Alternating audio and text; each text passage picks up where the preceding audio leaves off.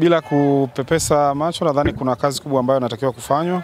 Ukiangalia eneo la kuchezea, pitch ya Sokoine imeharibika sana na iko hivi wakati huu ambao ni wa kiangazi.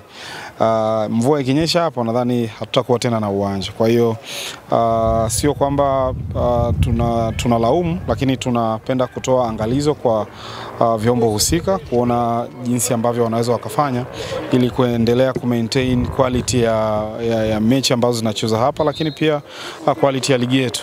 Tunajua jinsi ambavyo ligi yetu iko kwenye ubora kwa sasa hivi, kwa hiyo tunatakiwa kuendelea kuifanya iwe bora kwa kuhakikisha pia miundombinu au sehemu ya kuchezea inakuwa vizuri. So nadhani watu wote mlioko hapa mmeona jinsi ambavyo pitch iko kwenye hali mbaya, lakini we don't have a choice kwa sasa hivi. Lazima kesho tuweze kucheza hapa na tutajitahidi kuhakikisha kwamba tunaendana na mazingira ili kuweza kupata matokeo.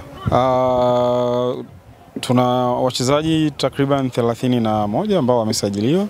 Kwa hiyo kikosi kilichoko hapa kina wachezaji wa kutosha kuweza kuhusika kwenye mchezo wa kesho. Kwa hiyo it's not a big deal kwa sababu hauwezi ukawa na kikosi cha watu 31 wakaja hapa kwenye mchezo. So ni jambo la kawaida. Kikosi kilichoko hapa kiko tayari na kinatosha kwa ajili ya mchezo. Kwa hiyo wale ambao hawapo